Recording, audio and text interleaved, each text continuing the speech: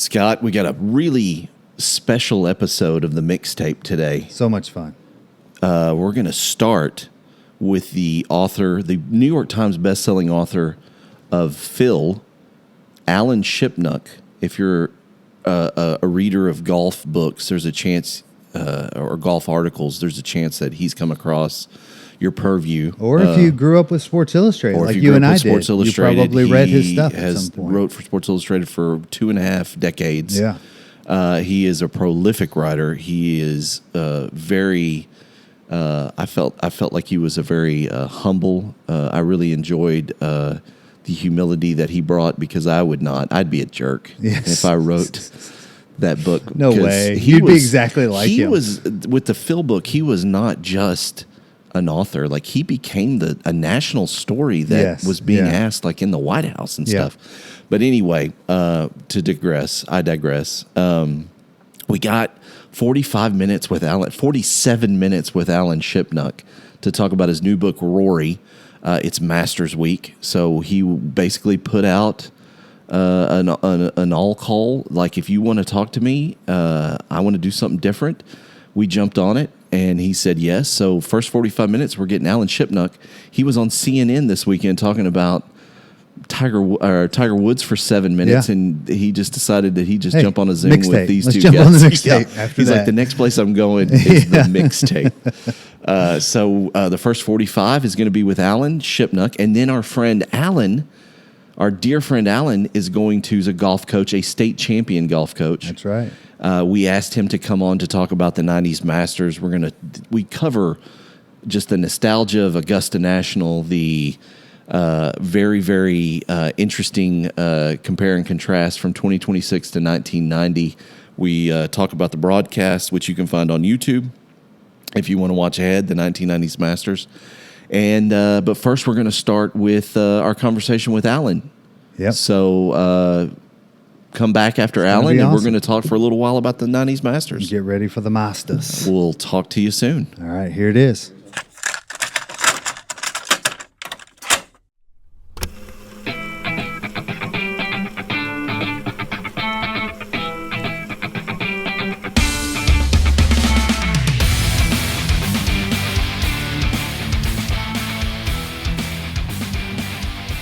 All right, Scott, our guest today, Alan Shipnuck, arrived on the scene at the age of 21, earning notoriety as the youngest writer ever to get a cover story for Sports Illustrated. While writing for SI for 24 years, he racked up 26 cover stories, covered dozens of golf majors, and won numerous awards for his profiles and stories. The author of 9 books, he found himself at the center of a firestorm with the release of his New York Times best-selling book, Phil, covering the life and times and journey to live golf for 6-time major winner Phil Mickelson. To show his gratitude for Alan's even-handed and very entertaining glimpse inside Mickelson's life, Phil would later call our guest the worst liar and a pathetic human. I would like to go on the record that the Mixtape does not believe either one of these things. You can currently find Alan's golf articles at Scratch Golf, that's scratch with a K, .golf. And you can find right now an excerpt of his latest opus, and the reason he's here today with us, Rory, the Heartache and Triumph of Golf's Most Human Superstar, which comes out today, April 7th, wherever you get your books. Allow me to welcome the great Alan Shipnuck to the Mixtape. That was an A-plus introduction. Awesome. Okay, I was trying to you brought use my writerly skills. That was tremendous. You know, the funny thing about Mickelson, he's just like, you know, Trump, and that every accusation is really a projection. And so you got to take it all with a grain of salt. But yes, but in my notes I had Trumpiness. I was like, is there a more Trumpiness golfer than Phil? Yeah. But anyway, we digress. I'm delighted to be here. Thanks for having me. I'm a fan.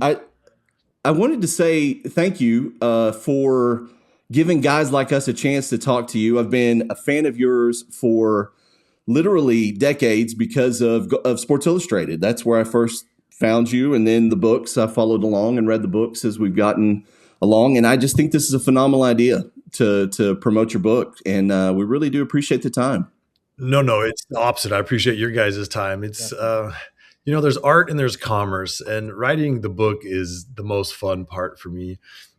But now when my first book came out 25 years ago, also with Simon and Schuster, and they had an army of publicists. I mean, I talked to a different one every day for months. They all happen to be like these young, cute women also. I'm not sure how that happened, but, and I wasn't complaining.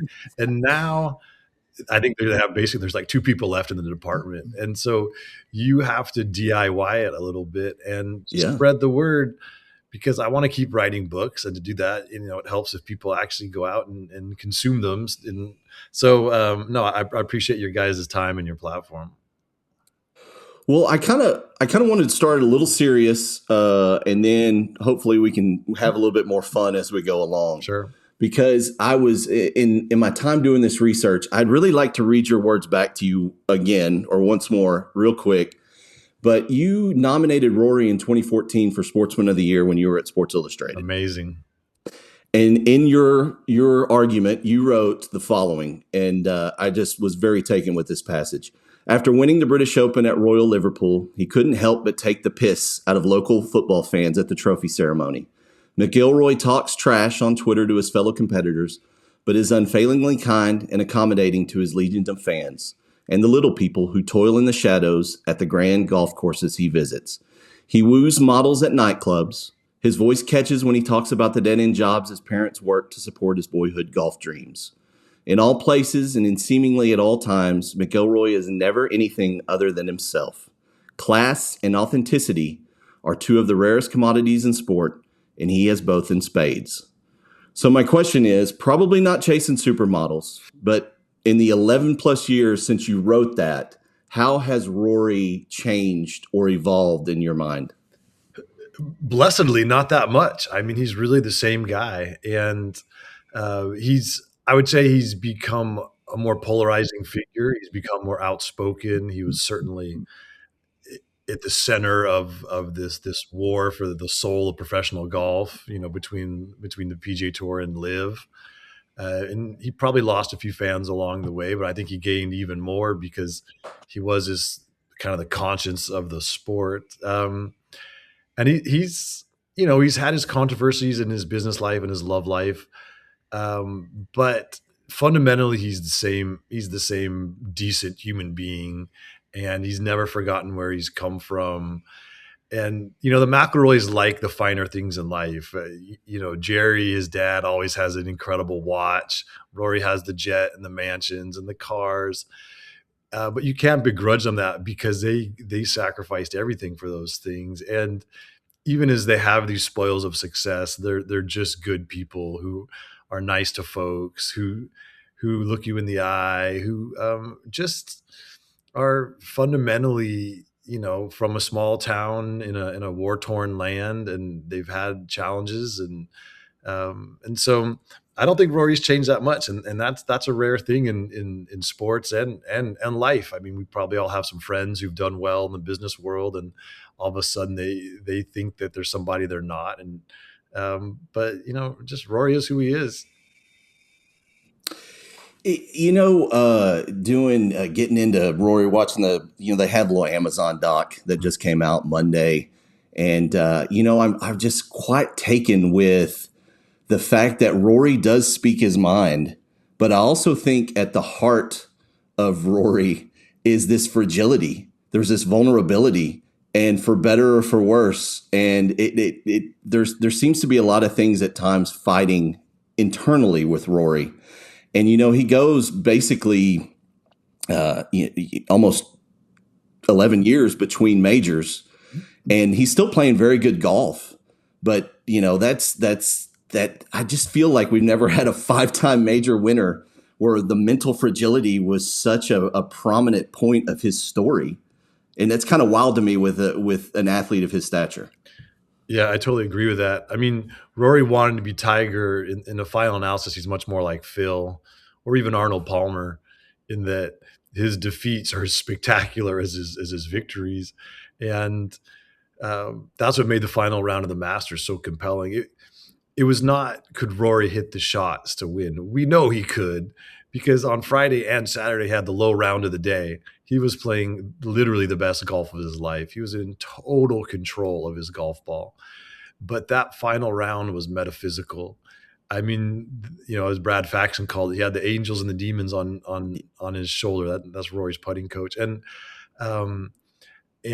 could he bring out the golf he needed to with the crushing weight of history and the decade plus of failure and the hopes and dreams of so many? Like, it was riveting, and it transcended sport. And the reason that people have been so invested in Rory's journey all along is because he's one of the most emotionally available superstars in the entire sports world. And he lets you into his heart, and he always has. And he speaks with passion and conviction. And these are rare commodities. I mean, think about 30 years of Tiger Woods press conferences where he didn't say a thing. It was just word salad. And his inner self is this fortress. And Rory's not that way. He's somehow remained open and honest and sort of curious. And so, yeah, it's the human element in sports that makes it so compelling, because otherwise it's just birdies and bogeys, and who really cares? And Rory has just always worn his heart on his sleeve, and so people are drawn to that. And that Masters win resonated so widely because it wasn't that he joined the career Grand Slam club, which is exclusive and it's a great achievement, but it's because, like, people saw themselves in the struggle out there. It was so relatable. It's just like, don't quit. Believe in yourself. Believe in your dreams. Just keep going despite the adversity. Like, these are universal things that we can all relate to no matter what we do for a living, and all the challenges we all face. And so it was just a monumental performance, not as a golfer, but like as a human. And I think that's why people reacted so strongly. When I was watching the Amazon doc, they do a good job of going shot by shot. And there were so many things that I had forgotten that he had to overcome, to get to that. I just forgot about Rose just being, relentless. And then, like, some of the putts that slipped by, and then the shot, from the fairway on 15. It was just, knowing what he's gone through. And then also, what was put on his shoulders during the whole live debacle. Like he was kind of backstabbed at times, and then it was just kind of dumped on him. And, I'm surprised that it didn't, I guess, take more of a toll on him. And I know it did, but, for him to be playing as arguably some of his best golf of his career right now, after coming through that just emotional beating day after day, like, when you're looking at his life and what he's gone through, was the live stuff some of the biggest adversity that he had to face?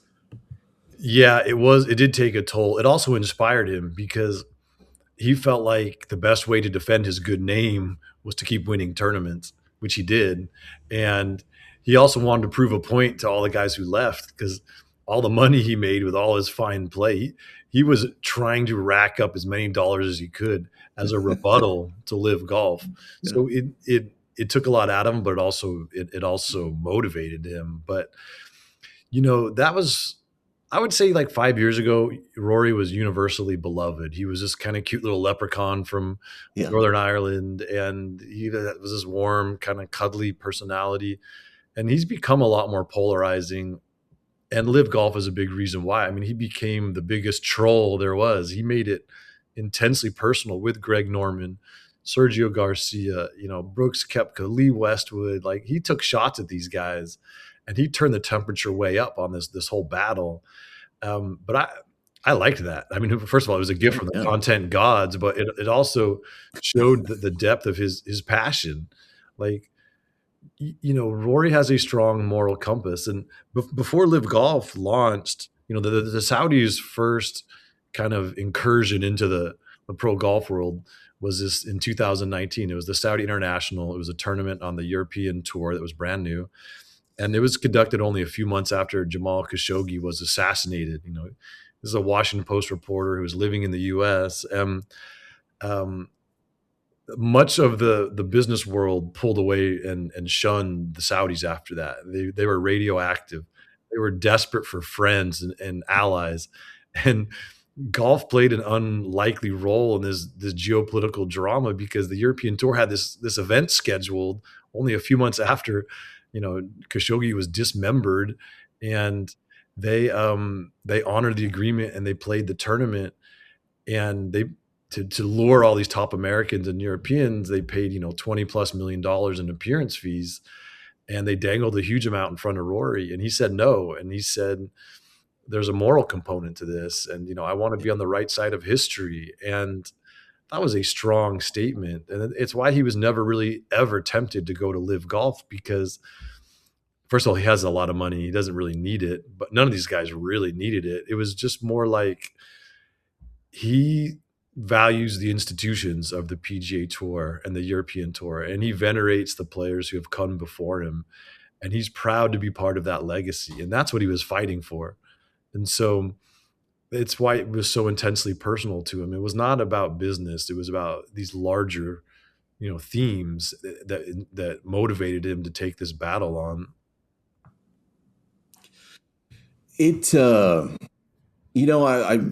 I really, if we can segue real quick, I'd really like to talk about just in terms of, I'd like to ask a couple of nerd writer questions. Yeah, sure. As a writer, as an amateur writer myself, I grew up loving the sports biography. Like if somebody had a printout of the books that I checked out from grades, 1 through 12, sports biographies would be like 95%. I love that. So, when you're sitting down to do a biography, the outline is kind of there for you in terms of the career, what came before the career, what came after the career. You had started working on this before 2025. Yeah. If I'm not mistaken, right? Yes. So when you're outlining, you're researching, you're doing all this stuff, like how dramatic did you talked about it earlier, being a content dream, like how did 2025 affect your ability to kind of craft this story, this narrative? It was very helpful. I'll say that. Yeah. I really committed to this project in the spring of 24 because the preceding book was called Live and Let Die. And it's like sort of the inside story of the battle between the tour and live golf. And of course, Rory was a very important figure in that. And I found myself more and more drawn to him. And I say it a little facetiously, but it's true. And this book is almost 20 years in the making. Like I remember the first time I saw Rory hit a golf shot, it was on the driving range at the 2007 Open Championship when he was still an amateur. And he had all the baby fat and the crazy curls. He did not look like an athlete or even a golfer. But when he swung the club, it was so dynamic. And there was already a buzz around him. And that's when I started paying attention. But so I plunged into this in the spring of 24. A lot of life happened to me that year. And so and the plan was always to finish it in the fall of 25 and have it come out right now for the Masters of 26. And so, I called my editor at Simon Schuster last February, and I said, I've been working on it for almost a year, but I said, I'm not nearly as far along as I had hoped. I had a guillotine over my neck these last 2 books. Like, I need more time. And he's like, no problem. All I care about is your mental health and your well-being. Take an extra year, take 2 extra years. And then 2 months later, Rory wins the Masters and I get a text. He's like, book is due in October. Don't let me down. I was like, shit. But I needed that adrenaline. I've been writing on deadline my whole life. And, when I would do these game stories for Sports Illustrated, like, let's say that the Masters, it ends at 7:00 and you run around, you do interviews and maybe you get some food and you start typing. It's already 8:30 or 9:00 and the story's due at sunrise. And, that I've been doing that my whole life. So that, so it was helpful. And of course the Masters becomes this crescendo to the book, and it kind of caps this whole journey that Rory's been on his entire life. And so that was obviously incredible. I was living on dying on every shot, like we all were, but I had maybe slightly more invested because of this book. But of course, the rest of the season played out, and the incredible win at the Irish Open, which sort of rekindled his passion and his joy. And I went to Bethpage needing an end to the book, and I got a great one. And that's more or less how the book ends. And so it was, you couldn't, even in my wildest dreams, I could have not have imagined 25 playing out the way it did. And so it was awesome, and people said, oh, it's a little too soon to bring the book out. His career's not over. I mean, I'd rather be a little early than a little late. And, the Masters to me like drops a curtain on the second act of Rory's career.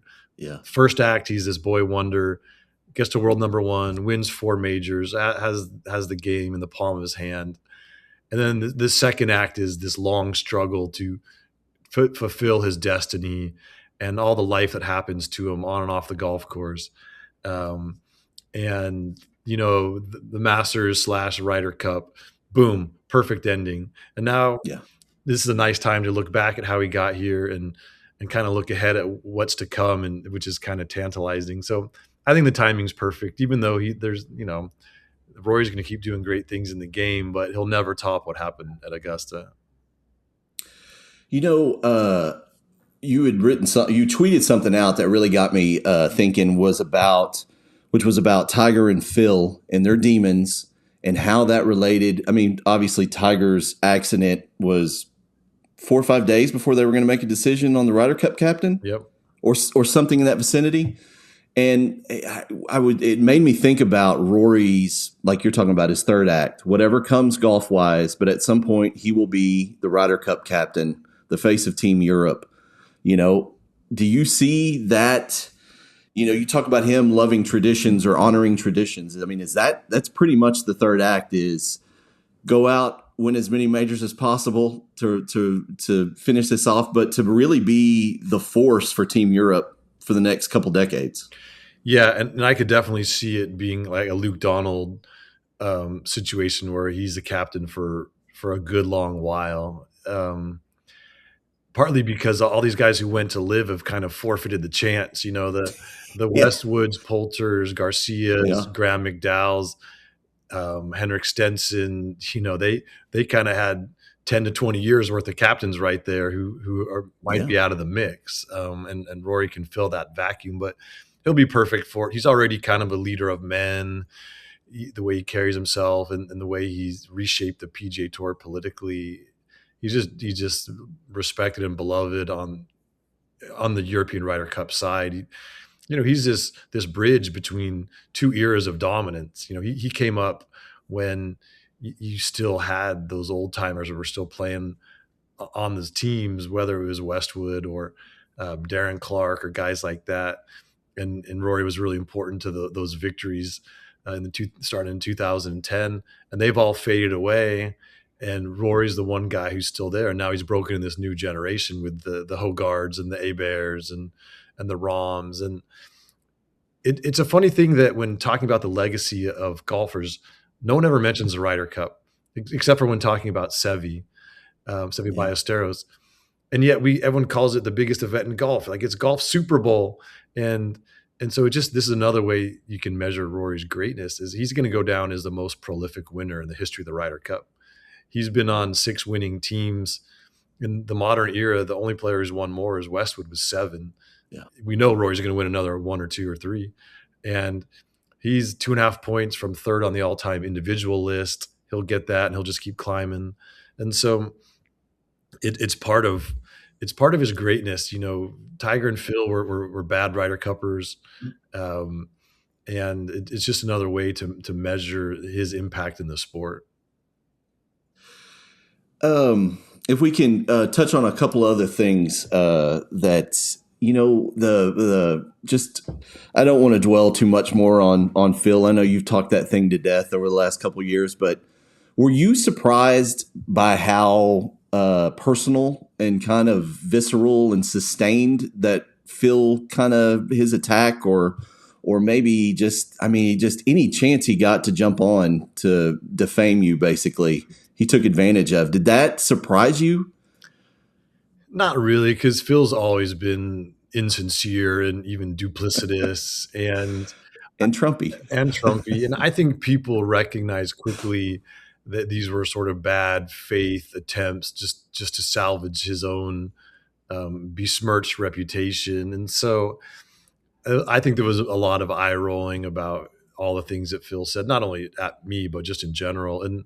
But of course, your reputation as a reporter is very important. And so when he was taking shots at me and he said, things were off the record, I was concerned how, the other golfers would respond. And what I found is so many players, also caddies, agents, wives, tour officials came up to me and said, thank you for writing that book, because they knew there was this vast gulf between the public and the private Phil. And they rolled their eyes at the adoring press coverage he got. And, the book was kind of this bridge between these two different versions of Phil, and it filled in a lot of blanks for people. And so there was a lot of gratitude actually on the tour. And so I was happy about that, of course. And that kind of set my mind at ease. But yeah, I mean, this isn't widely known. I should have done a better job at broadcasting this when it happened, but there was so much coming at me all at once. When Phil had that famous monologue to me about, the Saudis are scary motherfuckers and why we get involved with them because they killed Jamal Khashoggi and they execute people for being gay. And in the middle of this whole riff, he said something about one of his own kids. And so I went back to him after the fact and I said, are you sure you want to share this in this context? I feel like maybe this should be handled a little differently. I texted it to him, and then his lawyer responded and said, yeah, Phil would be pleased if you excise that out of the quote, which I did out of respect for him and his family. And then, so I vetted this with Phil, with his lawyer, and then it comes out in public and now it's off the record. Motherfucker, I fact checked it with you. Like, it made no sense. And so, that's a little insight into Phil, and it is what it is. One of the things when Scott and I were sitting down talking, kind of prepping for our conversation with you, the thing that brought me the most joy that Scott had not seen was the Greg Norman Scooby-Doo villain picture, which is probably one of my favorite sports pictures of the last 10 years. Yeah. Because all of us, I mean, I was staying up and watching Live London and mainlining your tweets and your stories and stuff. Cause it was just, and then for that picture to come out was, I mean, you want to talk about gold. Like, that's just pure gold. Yeah. He looks like the Grim Reaper. It's epic. And that's a funny thing because, right, so the Phil book came out, I guess maybe 5 weeks or so before Live London, and the book went crazy. Phil went into exile. I was not even planning to cover the London event. It was the start of summer with my kids. I was going to go to the US Open and the British Open and all this stuff. So I wasn't going to be there. I was just going to step back a little bit. But then when Phil announced that he was going to make his return to golf and public life, I was like, I got to be there. So I flew over really last minute and got there on the morning of the first round, went basically right from London Heathrow to the golf course. And then there was this whole upset at the press conference, but I'd been in the center of the storm now for a long time. And I said, you know what? I'm just going to write my story about the birth of this new league and what it means for the sport. And I didn't even include the business about getting tossed out of the press conference. Like, I didn't want it to be about me. I just didn't. I wrote the story. I'm exhausted. Like, I've been up now for 35 straight hours. I get in this Uber to take me to my hotel. I can finally sleep, and actually fell asleep in the back of the car, but I was awakened because my phone, it was silenced, but it was buzzing so much. And that was because the CNN reporter, Alex Thomas, I believe is his name, had released this little snippet of video. And so after I had gotten tossed out of the press conference, I texted Greg Norman privately, basically saying, dude, what the fuck? And he wrote back and said, and I said, are you aware that your goons tossed me out of this press conference? he's like, had not heard, thank you for sharing. And so I get that message, and then this video comes through where he's looming over my shoulder, which I did not even know because so much was happening. And then I was like, okay, this motherfucker. So at that point, it was so outrageous, the lie, that I had to screenshot it and put it on Twitter, and of course it went crazy. Oh yeah. In unwinding it, I mean, it's slightly in fairness to Greg, I don't think he was the person who sent the goons after me. I think it was the Mickelson swing coach. And so maybe he was slightly perplexed in the moment, but he was there. He saw what was happening. I mean, literally, it looks like somebody just ripped the mask off his face in Scooby-Doo, and he got his hands cuffed behind his back, and he's got a mouthful of gravel. That's what it looks like. Yeah. I mean, clearly he could have interceded and chose not to, but pretend you didn't even know. Like, don't like piss on my leg and tell me it's raining. Like, come on, man. So that you can't get away with that in this day and age. Like, especially at the most marquee sporting event, in the last handful of years, everybody's there. Everybody's filming everything. Yeah. So it's a funny chapter, and the way it all played out. And of course he looks like such a prototypical bad guy, as you say. And it fed in this narrative of, let's just say that the Saudi Arabian government has not been kind to journalists. And here's, they had to wheel Khashoggi's body out of the embassy in 2 suitcases. And so it just took off. And I mean, it's still the banner on my Twitter feed because it's just, it's so priceless. Yeah. Did Norm ever respond to you posting that? Like, have you talked to him since? Or communication with him since? Him as a liar? He didn't directly respond. Like, actually, the next day after this all went crazy, I'm walking into the tournament, and he's just walking in my direction, and I was like, "Oh, here we go!" But he like veered off and basically like dipped out, and I never really had a stolen moment with him the rest of that week. And then time marched on, and I saw him. But every time I'd see him in a live event, he'd get in his cart and drive away. Like, he didn't want to be within. It's like I had a restraining order. It was like he didn't want to be within 100 yards of me. Eventually, actually for the Rory book, because there's, after Rory blows the 2011 Masters, he has this 4-shot lead, and it all comes apart in the back 9. And he's crying into Rays Creek, and it's wrenching. The only person on the planet who could really understand that pain was Norman, who blew a 6-shot lead. And Norman called Sergio in Malaysia. He was Sergio called Rory in Malaysia like the next week when Rory was playing a tournament, and they had this whole talk, and that really meant a lot to Rory. And so I wanted to get Norman's take on that. And so I have his number. I still have his number. I texted him, and he responded, and he said, "Yeah, I'd be happy to talk about it." But I could never pin him down. Every time it was like, "Okay, how about Tuesday at 10?" He would go dark. I'd check back.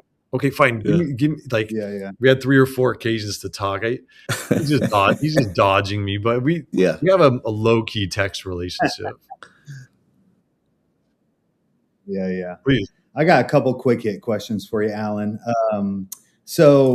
I think about how just even the words we've used on this episode to describe Phil, egotistical, Trumpian, everything else you just used, and then Rory, which was basically the most human golfer in the PGA, high morals, kind, aware. I've heard you talk about just how aware he is of how the world really works before, and fragile, which both of you used.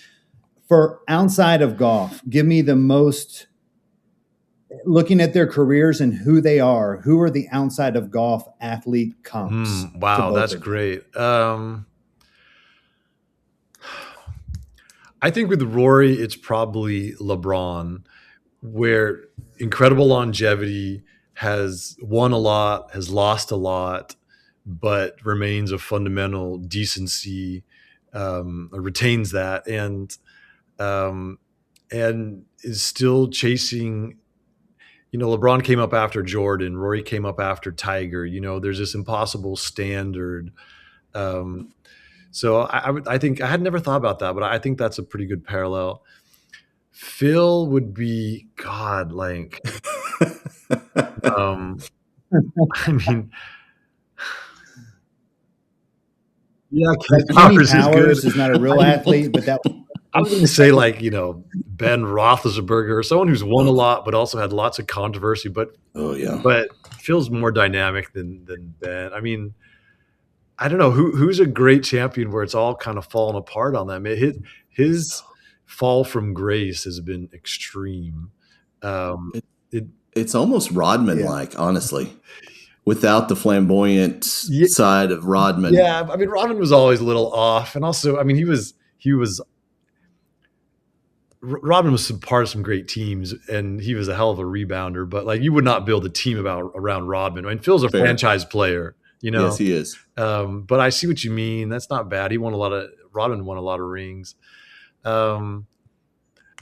Yeah, it's a tough one. I mean, it's hard to think of anyone who, considering Phil's never been arrested, has had so much controversy and has had so much not yet had so much mischief, and so he's like one of one, man. I don't know who the Phil. I'm going to think on that. Yeah, I get it. Yeah, I kind of thought maybe almost, but I don't know that he's necessarily prima donna, like a really great receiver. Yeah. I mean, I think of a guy like T.O., who is just at the top of his game, but also very big ego, biggest ego in the room, I would say, no matter what room he's in, probably. And then has had championship moments and a little bit of a fall. I like that. For sure. But I don't think T.O. has Phil's depth. I mean, Phil is undeniably a thinker and he's a smart guy. The problem is he's not as smart as he thinks he is. But I don't see T.O. holding forth on, like, astrophysics the way Phil does. But yeah, maybe. Well, I guess Trump wouldn't do that either. I was going to say Trump did have a WWF, WWE moment, didn't he? Is he considered an athlete? Yeah. I think I saw something where he's going to go into their Hall of Fame or whatever soon. So maybe we just settle on Trump. All right, a little sliding doors moment for you here. If you could rewind and just imagine, what do you think your career and Phil's career, how they would have gone from the moment that you actually just punch him? He says, "Go ahead, take your shot," and you just catch him as hard as you can. That was the '99 PGA Championship. It wouldn't have been good for me because I was just starting out, and you remember when Jim Rome and Chris Everett had that thing, they rest like that followed Romey around forever, and he's on the Mount Rushmore of talk radio, and I'm a huge fan of his, but I'd say that overshadowed him for a long time. So I wouldn't have wanted that. It wouldn't have helped. Was there ever? No, I never thought that because he has too much to lose. He was too much of a corporate citizen already, and he was too obsessed with his image. So it wouldn't have helped Phil because, again, Tiger had arrived, and that was an important moment in Tiger's career because he won that '99 PGA. It was the first one since the Masters, his breakthrough 2.5 years earlier, and that was his ascent into the greatest golf ever played in 2000. So, Phil was already getting lapped and left behind. If one thing he had going for him was he seemed like this squeaky clean guy who was kind of this nice guy and family man that was an antithesis of Tiger. If he like decked me under the bleachers, it would have washed that away. So it's a funny moment. I'm glad no punches were thrown. It would have been unhelpful to both of us. Yeah. What about another question, kind of following up on thinking about Tiger Phil? Let's assume Tiger Woods is never born. What is different about the legacy and career of Phil right now? A hell of a lot, because does he just have Phil was kind of coasting, like he came out on tour, he won right away. He won as an undergraduate at Arizona State, and Tiger set this standard of excellence that forced Phil to raise his game substantially. And so everyone's like, if Tiger wasn't there, Phil would have won more majors. I'm not sure that's true, because he forced Phil to access his Might genius not in a have. different way, and he forced him to develop a work ethic. And so, I mean, it probably Ernie Els would have won more for sure, Oh. but Vijay Singh would have won more for sure. I'm not so sure about Phil. I think, Tiger was the rabbit and he was the greyhound, and it just gave him something to chase. Love that.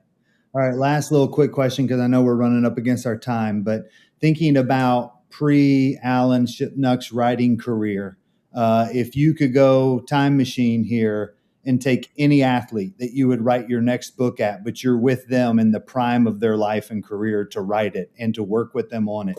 So any athlete in the history of sport, who would you who would be up? It's got to be Michael Jordan, because that was the peak of my fandom of just being a sports fan, was his heyday, and he remains so charismatic and so mythological. But there's not really a defining Jordan book.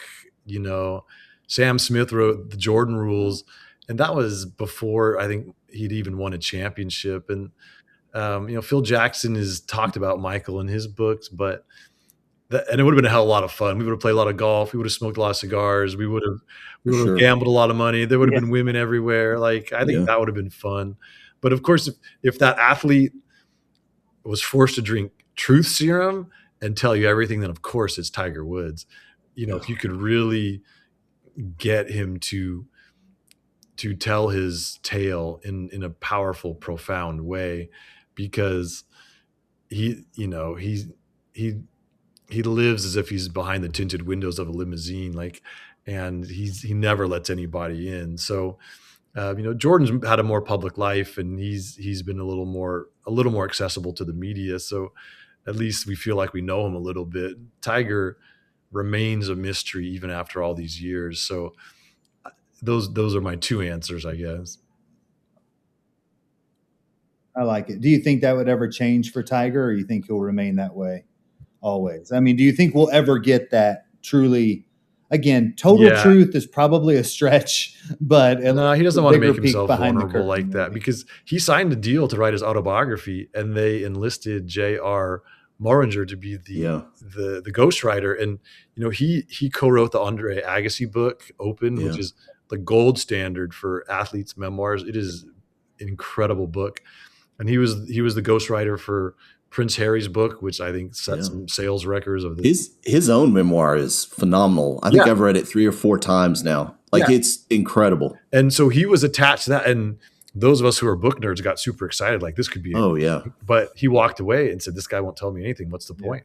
And so that project's just on hold and probably forever. So, and that's something where Tiger was getting paid and would have total control, and he was still afraid to do it. So his own last dance. Yeah, exactly. So I don't see Tiger ever going there.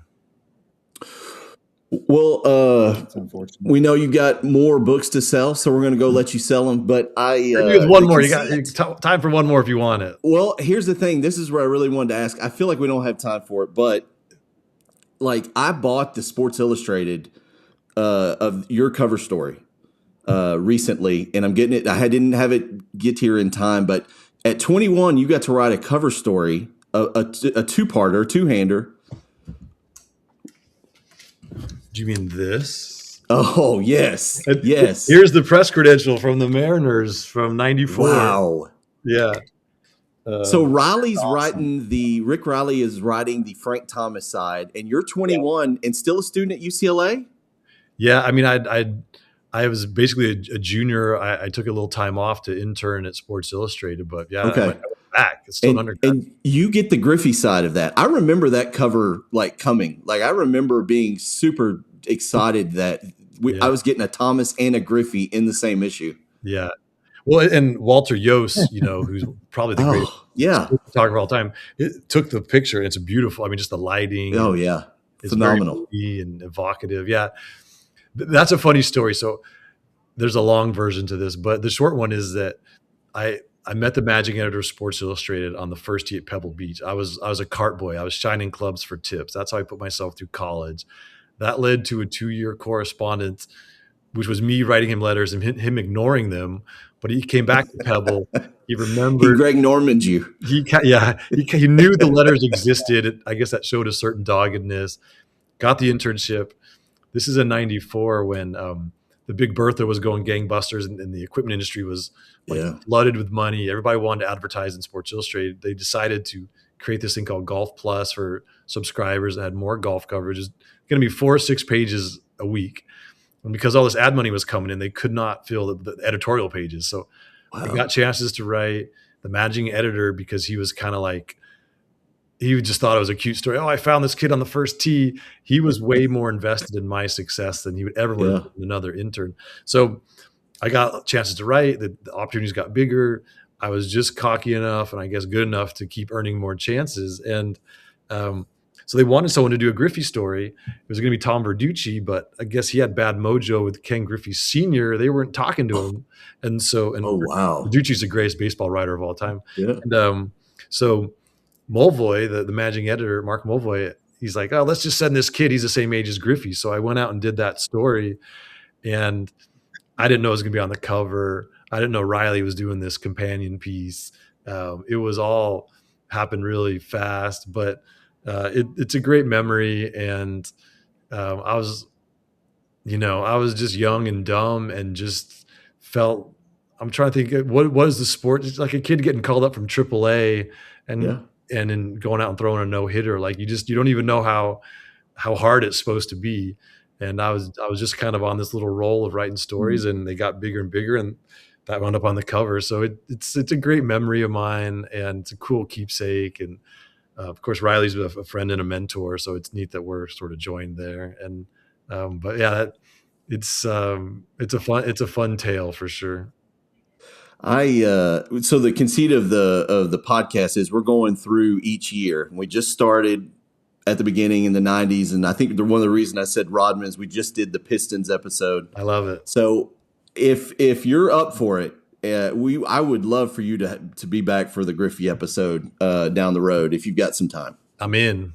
100%. All right. Well, I'm going to hold you to that. I'm going to start sending you DMs every week. You can just Greg Norman me, and then when the time comes, it'll be a nice change because mostly it's these beautiful women who are so excited to be in my DMs. It's just a bunch of guys in their 40s with beards. It's just honestly, you're my people. They're not. Like, yes, that's what I'm saying. With it. So. Yeah, that sounds great. I'm in. Well, I sincerely appreciate your time. This was better than either one of us anticipated. So, best of luck on the book. I can't wait. I'm going to be there 10 o'clock Tuesday morning to get my copy. Sweet. It is Rory.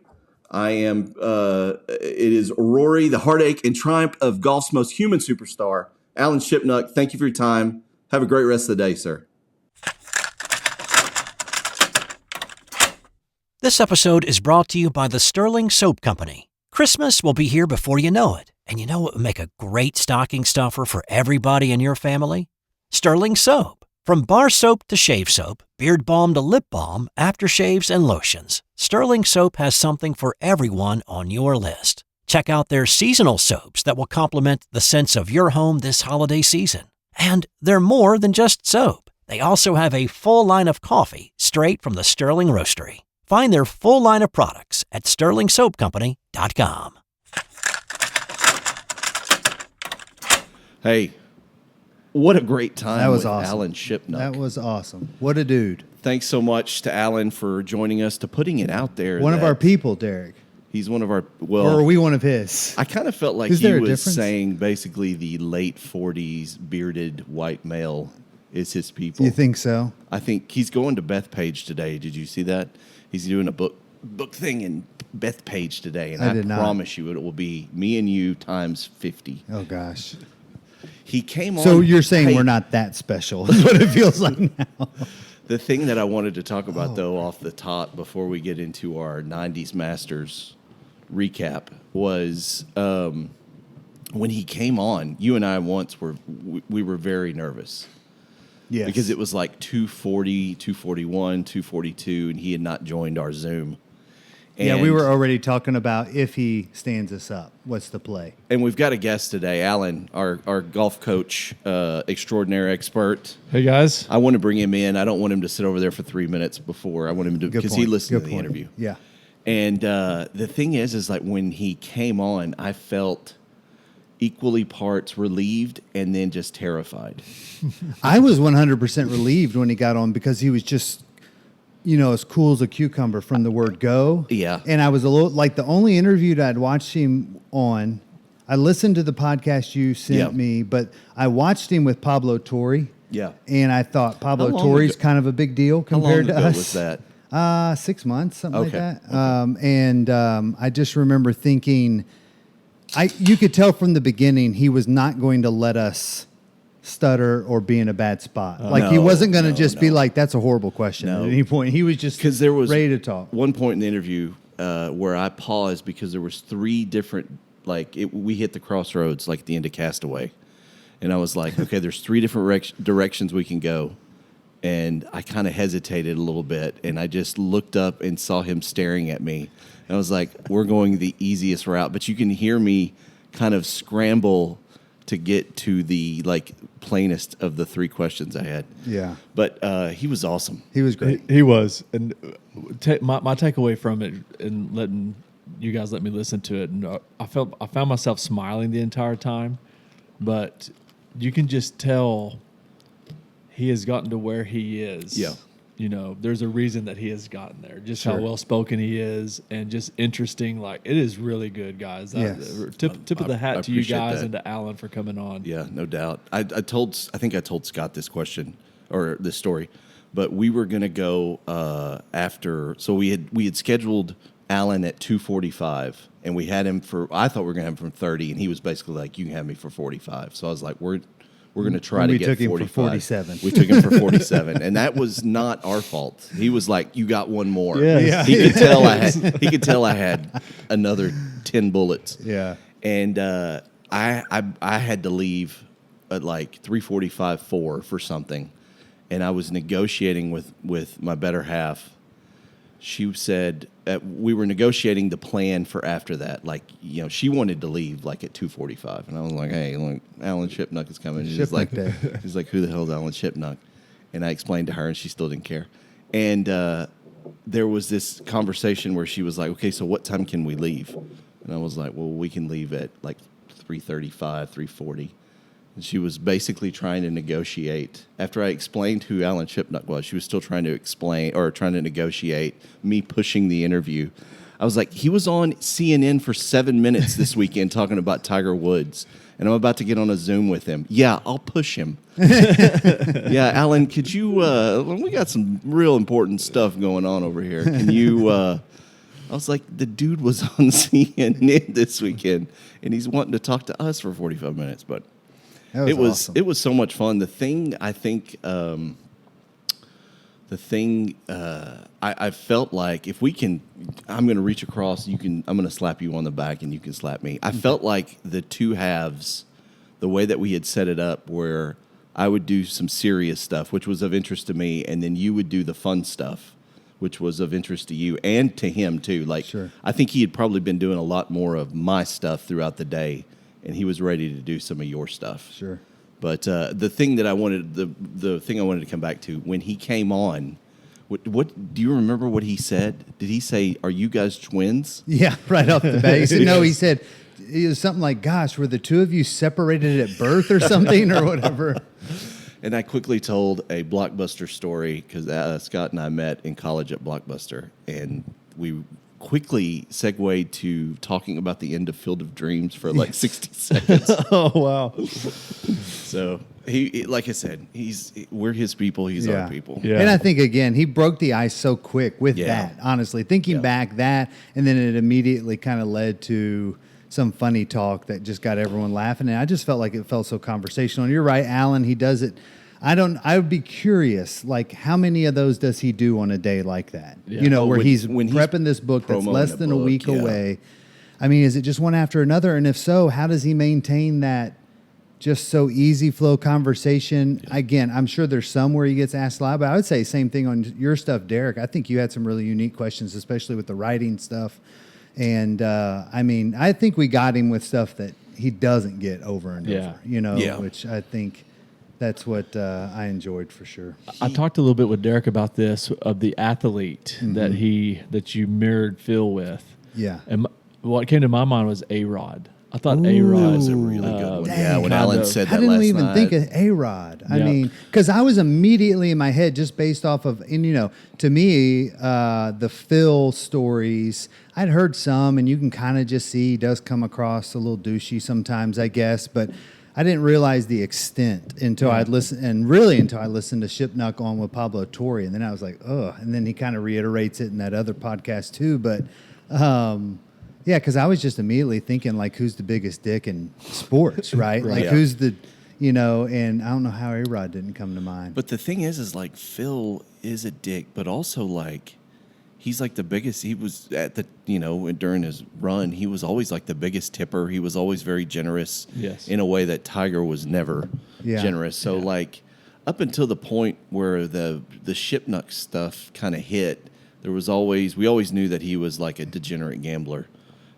We didn't necessarily know to the degree of which that he was a degenerate gambler, but like he was just like everybody loved Phil. Like it's a very strange. He had to torch his reputation for, you know, a few $100 million, which I probably would do that too. You know, his points on Tiger too about if he'll ever really let his guard down. Yes, this was before all this. I guess this happened the last couple of weeks, but. I thought that was all really interesting. That you know that's I how had he forgotten pegged the ghostwriter or the co-writer that they had gotten to work with him, because he is legitimately like the number one guy in the deal. And he's like, forget this. And he's like, he won't give me anything. He's a robot. Like, because that would have honestly, if Tiger would have just let his guard down, you know, I don't think he's capable of that either. But it would have been just a phenomenal.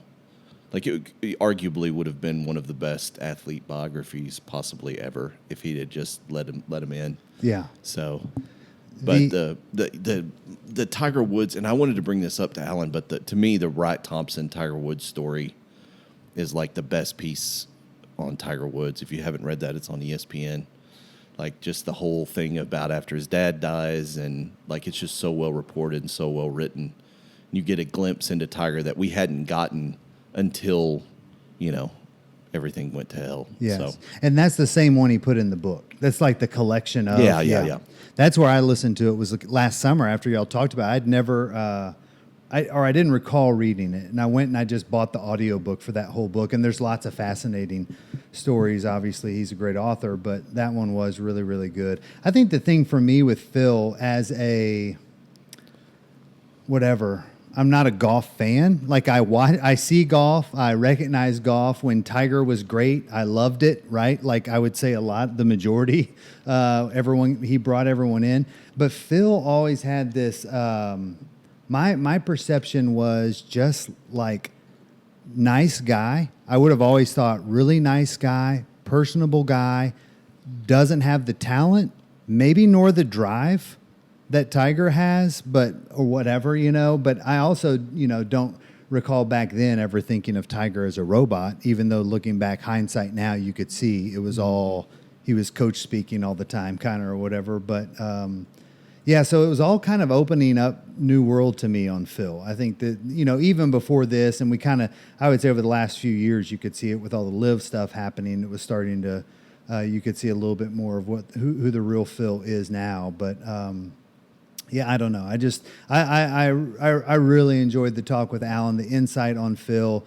I can't wait. I will buy that Rory book and read the Rory book. And I think that that was one of the fascinating things, and we talked to him about that too, is just like, I feel like you just took, based on these descriptions, you just took very opposite ends of the spectrum of golfers and how their personalities and their approaches and all that stuff. So I do think I'd like to go back and read the Phil book eventually as well. He mentioned in that other podcast, which I think is something in the Land of Giants. Yes, and it's a European UK.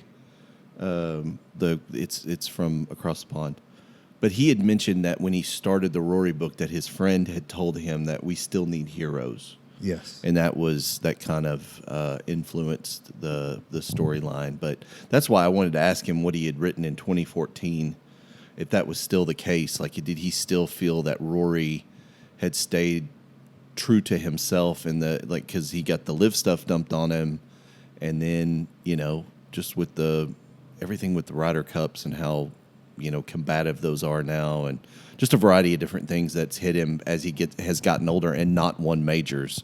Like, has he changed in some way? And he basically said no, which was interesting. Yep, I would have liked to known more about the chasing supermodels, though. That I did have that written down in my notes.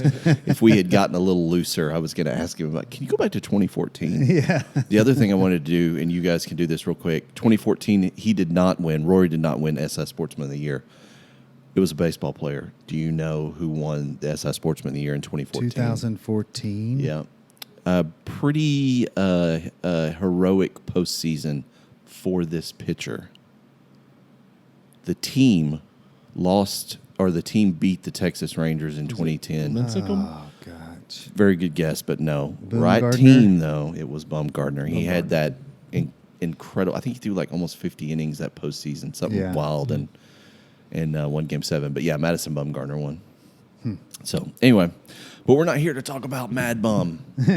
We're here to talk about, it's Masters Week, guys. The Masters Week. And it just, I know Alan's probably going to echo in a better way since he's around golf every day than I am. But to me, there are things images that immediately come to mind when it's Masters Week. And if you have not watched the Ken Griffey photographer documentary, it's on Peacock right now, that goes into depth quite a bit about what a Masters image, and it's just, it's, I mean, I don't even know if it's arguably, I think it's our most picturesque sporting event that we have year in and year out. Yeah. It just, go ahead, I'm sorry. Well, no, I was just going to tell you, if it's Masters Week, I got something for us to really kick it off. That's nice. That's why we had you on. But while Alan's getting that, I was really, it's very interesting to see from 90 to now, how the course hasn't changed and how things are dealing. He's bringing us a drink. Here we go, guys. Okay, Nice. all right. It is, it's pink. It's pink in color. It's got an orange up top. Is this a Masters staple here, maybe? It smells heavenly. All I ever hear about as a Masters staple is the pimento cheese. Pimento cheese, yeah. Not pimento cheese. This is the azalea. This is the drink of choice My at the gosh, Masters. that tastes So what phenomenal. is in the azalea? Well, Derek, funny you should ask. We got a little bit of spirit, either gin or vodka, your choice. Oh. With pineapple juice. Real lemon juice. What? A little bit of, is it grenadine? Grenadine. Grenadine, yes. And then a little orange to go with it. So, Nice. Wow. Man, that is refreshing. That is delicious. What does that run at Augusta National? Do we know? Not that much. Isn't compared to everything with cheap? everything else. Yeah, That's everything's kind of cheap. part of it. Yeah. So right now, somewhere on Amen Corner, somebody's sipping one of these, watching the Yes. practice round, No getting doubt, some no pictures. doubt. Is it Jake Paul? It might be. On course, the azalea, the signature cocktail of the Masters tournament, is $6. It's pretty Okay. good. Yeah, it's pretty I'd be in good. trouble, I think. How do people not just I know that you could lose your tickets, but how do you just not, with the food and the cost of drinks, how do you not make a fool of yourself? Yeah. I feel like when you listen to Bill and that group go, because I feel like they go somewhat regularly. I think that's a every year trip for them. Yeah, and it sounds to me like they don't. They just consume. just go. Yeah. It's man, I don't even know where to start. The what we're going to talk about a little bit is the 1990s Masters, which, spoiler alert, was won by Nick Faldo, his second in a row. He had won the previous year. I believe he beat Scott Hoke in '89, and Scott Hoke had missed very famous, missed like a 3 foot. it kind of reminded me of Rory in 2024, the U.S. Open. Missed a very short putt to win the Masters. It slid past, and then the following hole, I believe that's when Faldo hit the 50-footer. That's got the iconic, like, hands up, hands on the face shock. He comes back next year and defends his title in another playoff with 48-year-old Raymond Floyd, who had won in 1976, who would have been the oldest major winner ever had he been able to get Faldo. Oh, wow.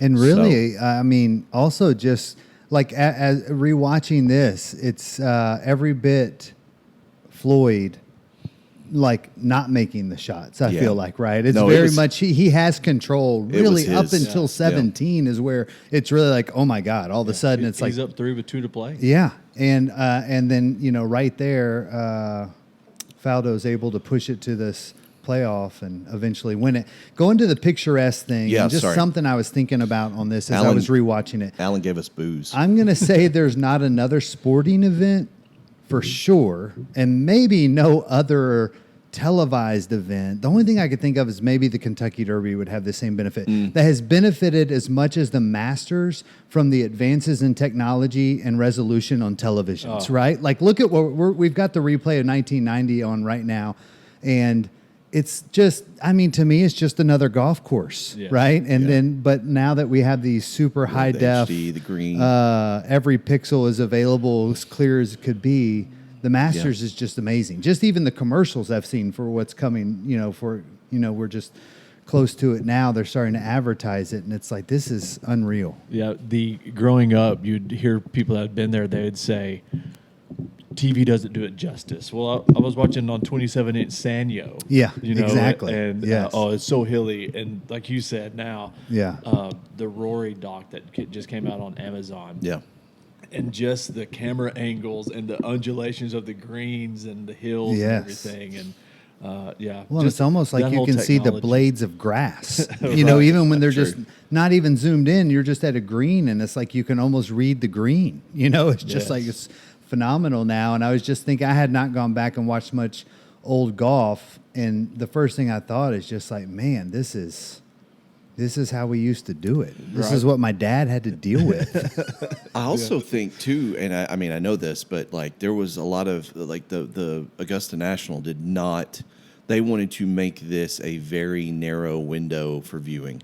You only got to see a little bit on Saturday. They started the final round on TV I'm pretty sure after the leaders teed off. Yes. So you'd get like 3.5 hours. And they really, not until like really technology took off, have they embraced, they have the most amazing app. If you haven't been on their app is incredible. And then they've kind of just allowed us to, they televised the par 3 tournament, I believe. And then we pretty much get first tee to last ball in the hole 4 days straight of Masters coverage. So, we definitely, the saturation is a lot different from 90 to 2026. Working at the school and being at school, anybody that's a sports fan has the Masters on, a little bit on the computers somewhere. Coaches, players, the student athletes, even just anybody that's just a casual sports fan. They're watching the Masters because it's the thing to do. I feel like it was always opening day was always on TV in any coach's room. And then, yes, if there's some type of golfing event or, Winter Olympics or something, there was always that. But, yeah, the Masters was definitely one of the ones with an asterisk on it. And it's just for me, it's such an indicator of the time of year. And and again, not being a big golf fan, I still associate the Masters with the beginning of baseball season, the end of college basketball. You're ramping up into NBA. It's like my favorite time of year for sure. It is the best time. And opening day of baseball has such a big part of that for me. But I mean, the Masters is just another one of these things where I have so many memories of watching the Masters with my dad all day, Saturday and Sunday. Yep. And even then, not really caring too much, but there was just kind of this soothing, golf is on TV and it's something that matters this time. It's not just some, AT&T Invitational, wherever that may be. You know what I mean? Yeah. It was like, this one means something, and it's a spectacular course for sure. you were talking about the TV, how everything looked, presentation. That stood out to me, number one. And number two was how many of these guys in 1990 either wore the old school golf visor, including Floyd, the Southwestern Bell golf visor, there he is right there. Yeah, being from Texas and remembering when AT&T and Southwestern Bell merged. Kind of like, oh, what's going on with all that? But with him having a Southwestern Bell visor, or just not even a hat. Just how many of those guys just went without a hat during that time? And you hardly see that at all today, somebody not wearing a hat. The overall style of golf, and you're right, Ray Floyd's the one that sticks out the most, because the other thing I kind of thought, like, what is his shirt? And I thought what it is it's 1990. It's like the equivalent of what Garth Brooks would have wore on the cover of an album, but for golfers. Yes. That's what he's wearing right here. It's just like the closest thing you could get to a brush popper for golf, probably. It's still lightweight material, I'm sure. Yeah. But I also think as those golfers get older, they just start selling anything that can, like anywhere that can have a sponsorship. Whether it's the hat or the shirt or the sleeve, like they're just trying to maximize their money because they know the gravy train's almost over. And the change in golf attire from the baggy pleat pants, and I think even Tiger had baggy when he started with the Nike. Oh yeah. But him and guys like Camilo Villegas, all those guys started skin suits. Very, very fit, athletic. And then it all changed, which works. I mean, Tiger Woods. When I think prime Tiger, I think like again, he almost looked like he could have just been a receiver or something, or he was athletic looking, which didn't fit the mold, and that's kind of what Tiger did, right? I mean, he kind of broke it and brought in millions of fans that weren't golf fans at all. And I mean, part of that was definitely that just he was an athlete, looked like an athlete.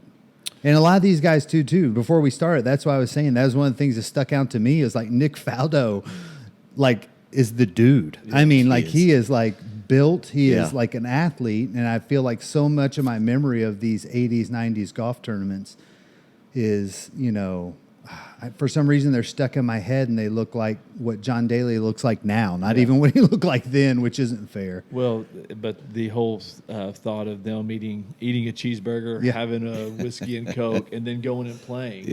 And how all that changed after the 90s into the aughts. Yeah, no doubt. Go ahead. Well, do you know what Faldo brought home? Do you know what his prize money was for first place in 1990? I'll guess. I'm going to go under $1 million. I'm going to say 750. Oh gosh, I was gonna guess.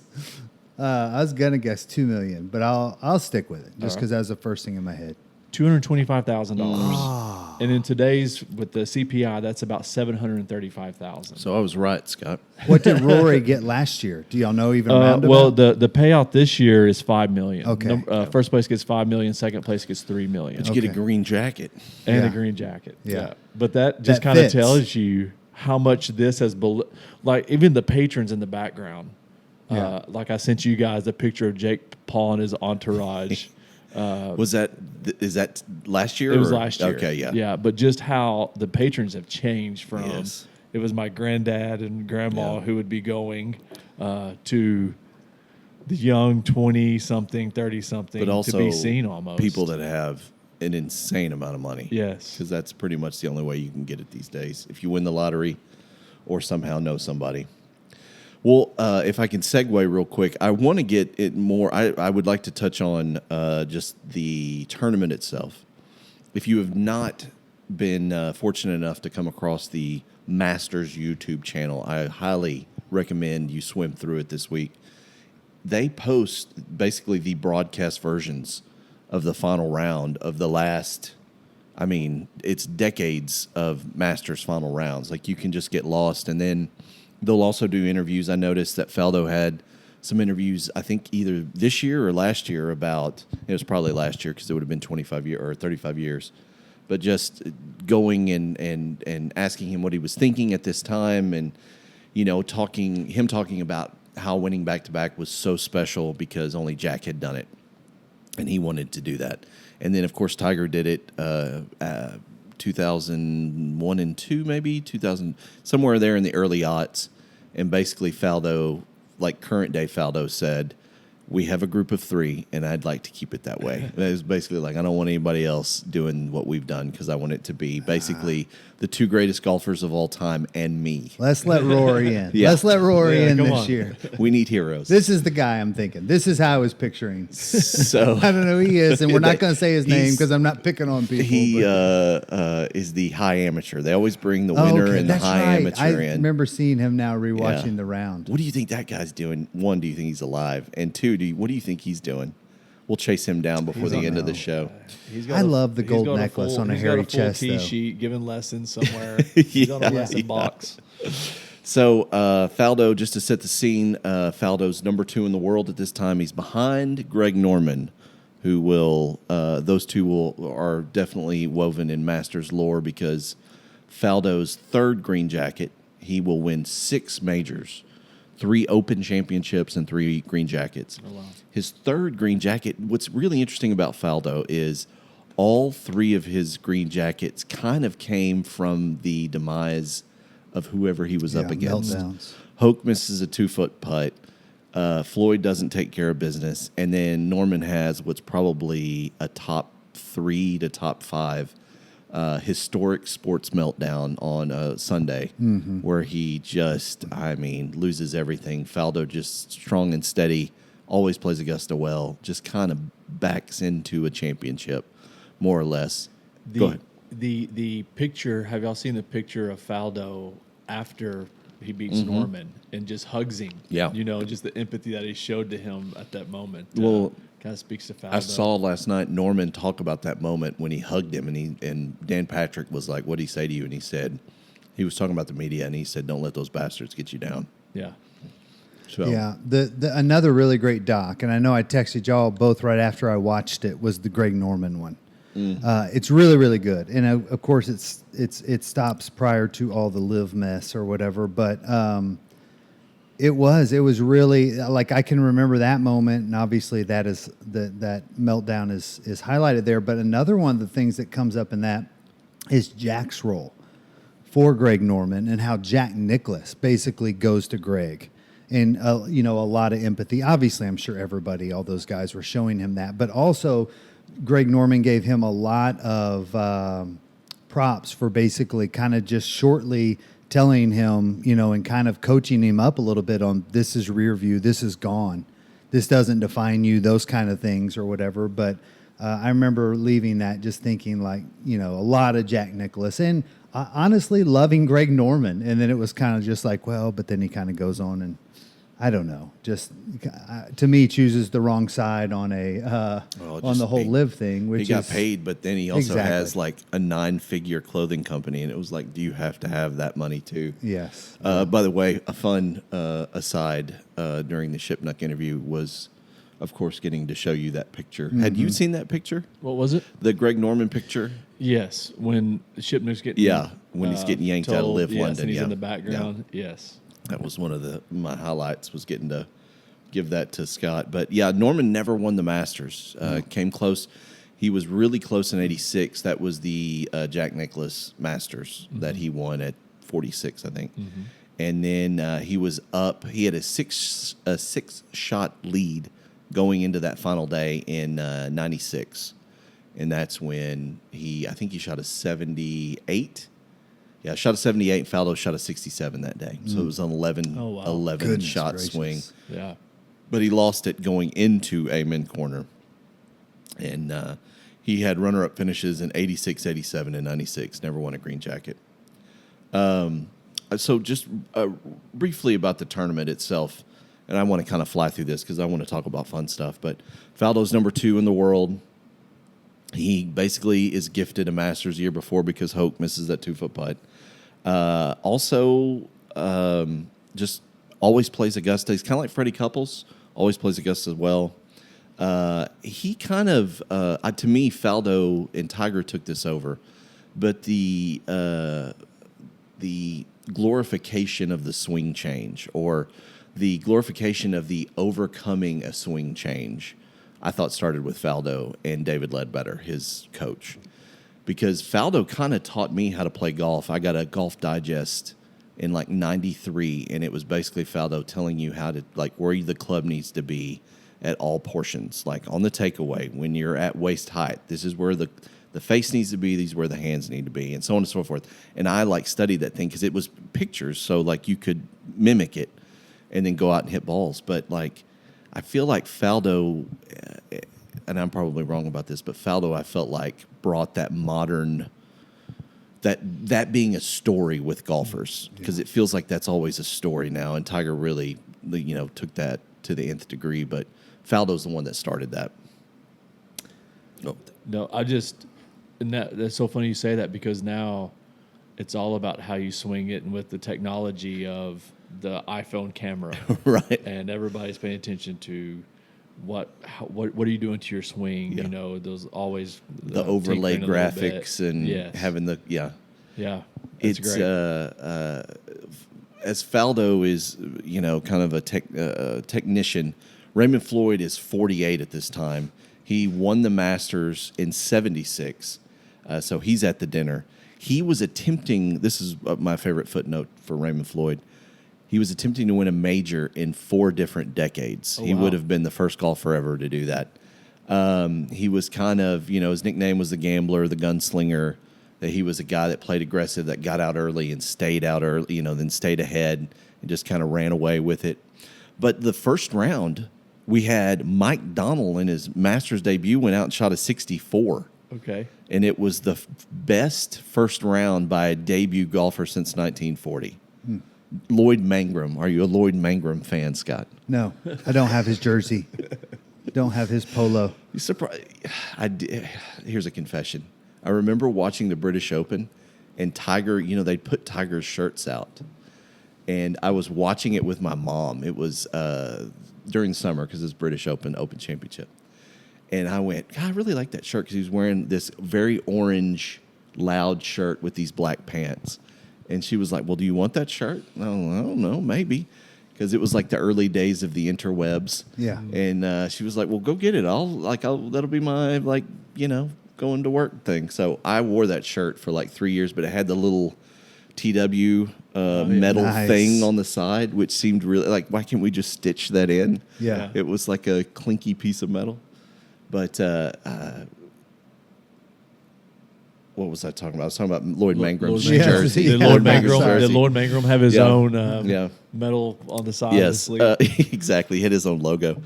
But Mike Donald did not last long, guys. His first round was followed up with an 82.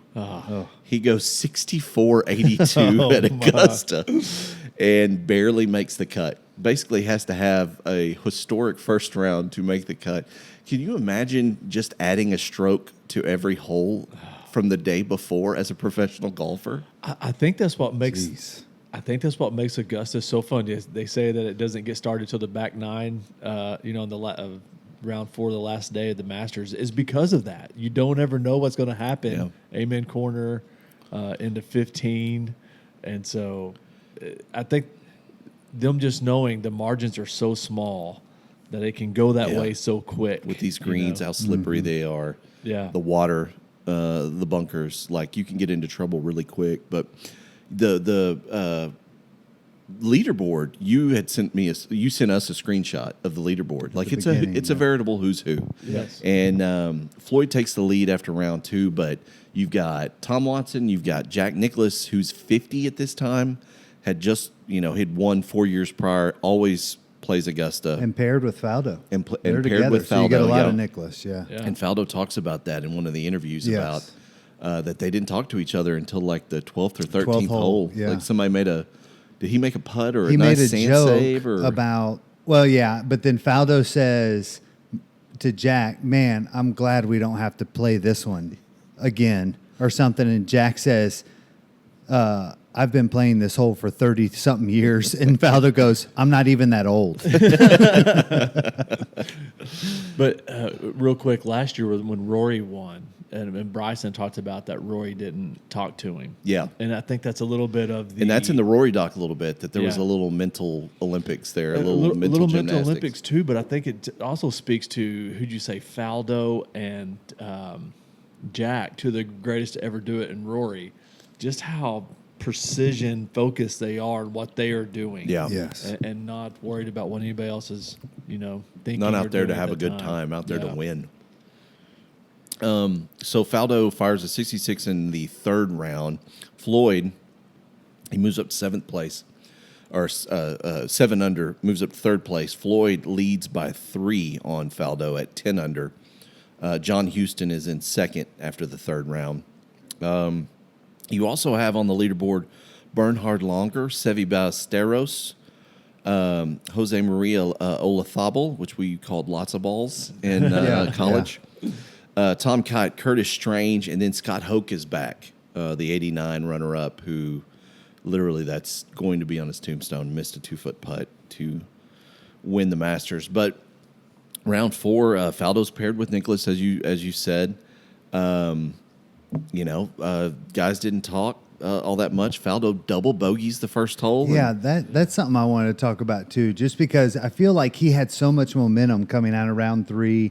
You've put yourself in a position, and then you start the day off with a double bogey, which these guys don't hit double bogeys that often.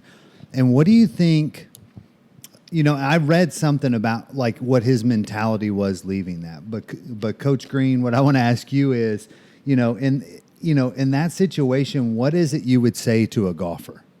Because to me, that melts me. Yes. And I think that's what makes a great golfer and a great athlete in general, just puts it behind them. It's gone. It's over. You can't control it. But I would just be like, son of a bitch, let's go home, I guess. I think that's what's the most fun about this sport is those who can right the ship in those moments. Yeah. We do a 3-step process of flushing it, let it go, and then they all have something that they recenter and get right back in the moment, and then something positive of gratitude going into the next hole. Yeah. And that all sounds very easy. Yeah. Oh, That's gosh. what makes it. That's why, if I could bring it back to Rory this last year, watching Rory do it and the demons that he had of missing the putt with Bryson. Yeah. I know Bryson was their group behind him in the U.S. Open, but him doing it with him in the same group and exercising that and winning, I think that just really speaks to those guys' ability. And I think it's what sets Faldo apart, maybe from Norman or Nicholas and those guys, and their ability to just put it behind them and move on and get going. Rory, I think it was a 2-shot swing against Bryson last year. Yeah. Where he had a 2-shot lead, and after hole 1, they were even. Yes. And then for them to, either Faldo in 90 or Rory last year to get it back going in the biggest stage, I just, the most respect for those guys. Faldo's approach, and this kind of struck me as odd because my immediate thought was those guys, like you said, it's just gone. Mm-hmm. But for him, then I read an article where he put the pressure on himself of, I've just got a birdie 2 and I'm okay. Which to me, it's like, okay, so if you don't birdie 2, now have you screwed up twice and now are you just going to the bar? But he did birdie 2 and the lift of, he righted the ship, like you said, and now I'm good. But it was kind of like, I just feel like most athletes aren't even putting that pressure. You're just back on what's the next shot. Yeah. And Faldo was like, I've got to birdie the next one. But in reality, he kind of did. And what I thought was interesting, too, in the broadcast of this, I think it's as late as like hole 15. And our announcer says, man, he is going to be kicking himself for years, I think, over that double bogey on 1. Yeah. And I was just like, well, really? that's Really? because with 6 holes left, Floyd's got a 4-shot lead. Yeah, like exactly. It should be a 2-shot lead or whatever. But back to the second real quick, the thing that those golfers have is that the second is a long downhill par 5 that's reachable, so that they do all feel like they have to put a 4 up on to be successful in that tournament. Day in, day out, they need to put up 4s on that second hole. So that's when Faldo's like, I have to birdie that. Basically, he's saying, I got to take a 4 on this next one. I got to post a 4. So I think real quick, we're talking about the presentation of TV that we watched it on our 28-inch Sanyo. Yes. Number 2, from what I've been told, I've never been there, but that is the hole that looks kind of generic on TV, but once you get there and you see the downhill and you see the undulation of the green, it's also massively wide.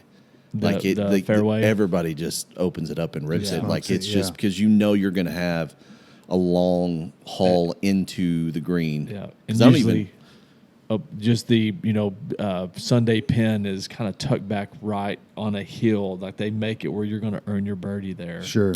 Like I think it may be almost 600 yards. It's playing 585 this year. Okay. Yeah. It's known as Pink Dogwood is the nickname. Do you know that each hole has a name? No, I did not. At Augusta. No. I know we're a little bit all over the place, but go back to Rory for a second. You and I were lucky enough to go to Pinehurst, and we were lucky enough that number 2 was shut down. Yes. And so we got to go out on the 18th green and then look at the bunker shot, and we got to see that. But I remember like standing up there and putting myself in Rory's position of the grandstands being full and all these people and the history of the place, and like understanding why somebody would struggle at times mentally with that theater and having to make a shot to win a major, which you haven't done in 10 years. Like I felt the pressure that Rory probably was feeling to a very small degree, but I still felt it just being there. It was quite remarkable. Yes. Yeah. Amplified by, I don't know, however exponentially being at Augusta and having to get it done. Yeah. It's amazing. But, Faldo, so the 4th round we just talked about, I just basically Floyd's got a 4-shot lead with 6 to play. Like it's kind of in the bag at this point, but it's not because he hadn't gone to amen corner, and neither had Faldo at this point. Faldo's just entering amen corner. Faldo birdies 13, 15, and 16. Floyd 3-putt 17 for a bogey, and all of a sudden we're tied as both golfers are headed to 18. Yeah, when Floyd, that was one of the things that really stuck out was, when Floyd misses the second putt on 17, and now and he just left himself a tap in, so you knew they were tied basically at that point. And then I thought it was really cool how the crowd at 18, Faldo's walking up to the green. Well, they don't know because they haven't posted Floyd's blunder, I guess, up on the big white board yet. And then he's all the way on the green. They post it. The crowd, you can just hear them. They don't erupt, but it definitely gets louder and a lot of clapping, and because they realize what's happening. And Faldo never skips a beat. And he never looks up there, which I'm like, dude, that is so cool. That is so just like, and he's in the moment. I'm sure he's so uber concentrating on the moment, but it's just like and they even say it like he hasn't looked at the leaderboard and his caddy hasn't looked either. They know from the crowd what's happening right now. And I was like, God, can you imagine that feeling? Just the feeling of you're walking up. I guess you still but it's still a little weird because you don't control your own destiny in golf, really. And now Floyd still has 18 to go. So Floyd could birdie it, I guess, or whatever, beat him by a stroke still, but just knowing. But yeah, what a interesting ending to me, just in the stance of like, one, fighting all the way back, but then for Floyd to 3-putt 17 just seemed a little like at that point I thought, again, hindsight watching it now, it's over. I was just like, even if you get to a playoff, I think it's in your head right now. And that putt showed me that. Well, you mentioned Faldo's caddy is probably a good spot to kind of do this quick aside, but his caddy was female. Yes. Her name was Fanny Sunnison. I always mess that up. Anyway, first female caddy to ever win a major. Oh, wow. Faldo also talked about how having Fanny on the bag, she had never been to Augusta before. And that really, honestly, he felt like kind of focused the two of them because she didn't have any biases for Augusta. Interesting. And that she hadn't been there year in and year out. Like she was looking at the course fresh. Yeah, she had never had the 30-cent azalea or whatever it was in 1990 because of inflation. But that was a big part of the story. She had some pretty quick instant fame because of that, and he Faldo's always very complimentary of her and how she helped him during that week. So that was a cool aside. But both of them we're heading to a playoff. It's sudden death, just like the previous year. Both of them make par on 10, and then 11. Both of them are out in the fairway. And Floyd, there's water on the left side in front of the green on the left side, and Floyd basically yanks. Faldo lays up. Floyd yanks his iron into the drink. He's basically hitting 4 at this point, and Faldo basically just gets up and down and wins the Masters. Sure. Basically, it was kind of anticlimactic, unfortunately. After that great back nine, the theater of that back nine. But I probably could have brought this to the table, but, all these back 9 playoffs where Larry Mize chipped in and the putting in the drink. And now they go to 18 for the playoff. And I'm just kind of wondering why and how all that changed a little bit. I was wondering it's got to be the theater of it. And I keep talking about the Griffey doc, but Griffey is on 16 with Rory, and he's got a chair next to the green on 18. But he talks to this other photographer, and he says basically like that shot of Rory teeing off on 18 with that narrow shoot, and then how it opens up with the shadows and the sun. He's like, that's the shot. Yeah. And he's like, but I'll never get to my chair on 18. And not to spoil, but Griffey gets this shot of Rory on the green after he makes it in the playoff. Later on, and it's a very, very nice picture, but that's I think that's why we do 18. Yeah. I think that just the theatrics Sure. of high definition, we always do it. The camera's 30 feet above the golfer, behind them, and I think that's why 18 is so much more. There's so much more magic. It's just so much. It's just Augusta. It's just what we think of when we think of Augusta is that 18th approach. Yeah.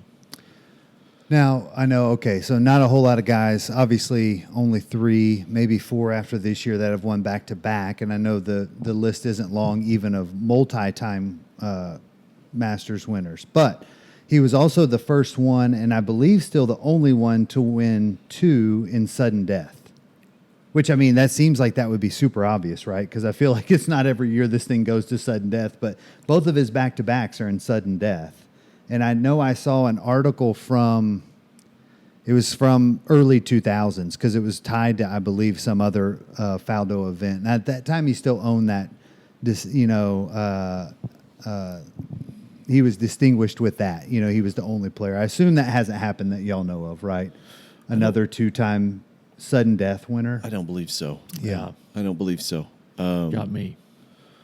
Like you look at the leaderboard of Masters winners, and it's like it's the Mount Rushmore. It's Nicklaus has 6, Tiger has 5, Arnold Palmer has 4, Snead and Demerit have 3, Gary Player has 3, Faldo has 3, Mickelson has 3. Like it's our greatest golfers ever have a lot of green jackets. Yeah. Yep. Basically. So it does kind of crown our royalty when it comes to golf. But what are we like? Do we have any other comments on the 90s Masters? Because I had a couple of things I'd like to steer this conversation towards, if that's all right with you fellas. Sure. Yeah, no, I'm good on 1990.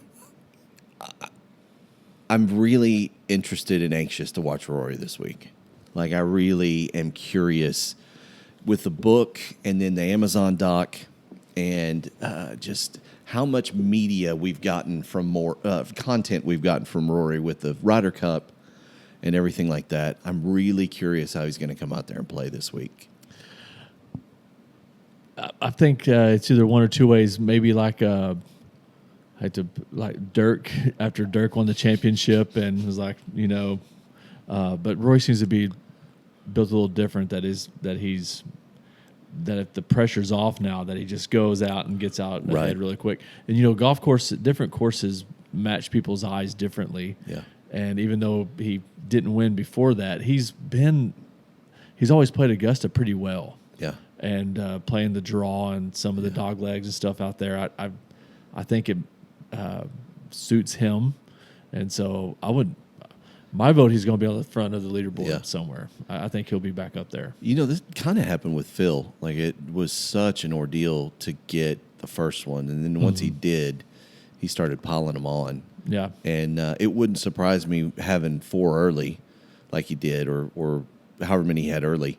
And then, like, just make a run here to where he runs 3 or 4 more off. And then he becomes in the conversation for the top 5 golfers of all time, basically, because of his major victories.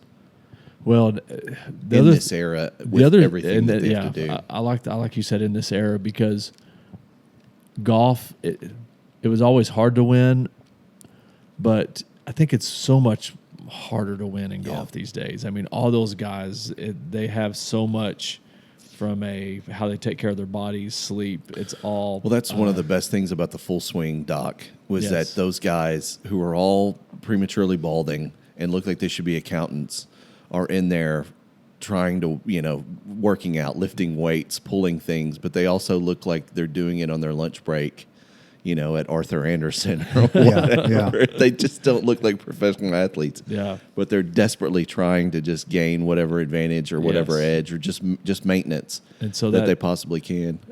The margins are so thin with those guys, which I think really speaks to Rory and I would say who's at the top of the leaderboard for us. He's a Scheffler, and how good those guys really are in the new era of golf. Yeah. Yeah, and I think that's kind of across all sports, though, wouldn't you say? Like, I feel like the number of great players is bigger now than it ever was. And again, a lot of that goes to the money that's on the table, probably to some degree, but also just the evolution of the athlete, I guess, and all of the insights we have now as to, hey, diet matters, sleep matters, all this stuff that may have been neglected a little bit before, that it's not just a pure skill type thing anymore. But no, I don't know. I don't pay attention to it with the exception of things like the majors. Yeah. I will be rooting for Rory. And I was just going to pull up here real quick from FanDuel what the odds are. I literally just did Did that you? too. Yeah. So Scotty is plus 550. Okay. So bet 100 to win $550. Bryson's plus 1,000, as is John Rahm, and Rory is right after them at plus 1,100, at least on the one I'm looking at. So I've got the updated one here. That there's a little shift in that, but John Rahm is actually bumped up to 9 to 1. Oh wow! Rory's 12 to 1. Bryson's 12 to 1. Xander's 15 to 1. Texas Tech's own Ludwig Oberg is 18 to 1. But that Rahm's playing really well right now. But you're seeing that little bump there. But boy, that would be really interesting if John Rahm won the Masters this week. When you look at the names on this list, like who's the bad guy? Right? I always feel like there's a bad guy. Is Patrick Reed on Patrick there? Reed is like 10th or 11th on this list, probably. He's a bad guy. Yeah. And I don't mean a bad guy, but he's the kind of the golf villain. Yeah. And why? 3 or 4 years ago, I'd tell you DeChambeau, but, And was DeChambeau's tied to him just getting jacked? Well, him and then... or was he just cocky? Just a little bit of his personality, how he came off and then joined in Live. Okay. But, the way that he's... engaged the social media golfer and the YouTube kids, golfer, and man, they love him. He is. So I don't know. Besides Patrick Reed, I don't really know. Reed's won a Masters, has he not? Mm-hmm. Yeah. I don't I don't see him on my list, Scott. Of I'm looking at like the current odds. Scotty's 5 to 1. But who was the bad guy in Tiger's time? Oh, jeez. I mean, I just feel like you kind of need a villain. I think you would almost argue it was Phil a little bit. Phil or Tiger. And was Phil the bad guy just because he wasn't Tiger and he was challenging Tiger? Mm-hmm. And we all love Tiger. Phil still also kind of talked out of school at times and it just irritated people. Just rubbed them the wrong way. Mainly because he wasn't Tiger, because Tiger was such a phenomenon. How much helium in the room that guy took up and how we were all transfixed by him. And Phil was obviously hadn't done it to that point and so on and so forth. So and once you win the Masters, you're invited back for life. That's why I'm seeing guys that feel like they should be pushing 70, like VJ and Fred Couples on this. I believe They're plus 100,000. Oh, give me a little bit on Fred Couples. Why don't we sprinkle a little on Fred Couples? How much is Always played well. Always played well. Fred Couples? VJ and Fred are both plus 100,000. There was a Masters. Bet $100. I think it was Cootie. I think it was Charles Cootie. So for life, you can play the Masters. And I think Charles Cootie was playing maybe into his 60s, and the game was like had left him by this point. And I think that they had gently nudged him out the door. Oh, wow. That he was taking up a spot. That happened recently. I want to say that happened recently. But basically, he had basically, he was born in 1937, ACU. Okay. Little Abilene Christian. But yeah, there was a story. I think he won the 71 Masters, but he kept playing like into the aughts, and had basically that Augusta National had basically said, yes, you are invited to all the events that we offer until your death. There will not be a tee time for you moving forward. Gosh. I'm almost positive that was the case. But one more thing. He retired. Fun Masters from me this year. I'm looking at the guys that are really long shots, but their names I know, because there is a ton of guys I've never heard of on this list once you get outside of like that top 15. But these are names that I feel like I've associated with being either really good young golfers or they were at the top of the game at one point. And that's what I want. If I'm looking for a guy from the middle of this list on odds to root for, tell me who you think has the best shot. Tony Finau. Okay. Always really liked him. Yeah. Max Homa. Yeah. I love Max Homa, right? Max Homa could win. He always comes on with Rosillo, I believe, and is just a very easygoing, fun guy, seems like. Fan favorite. Yeah. One of the biggest galleries at every tournament. And then this guy who I feel like probably has won the Masters before, Dustin Johnson. DJ. What happened to him? Why is he 12,500?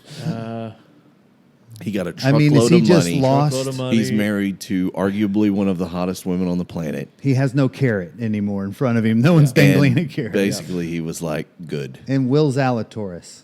Willie Z, what's he at? The same. He, Homa, and Finau are all plus 10,000. Okay. So 100 to 1.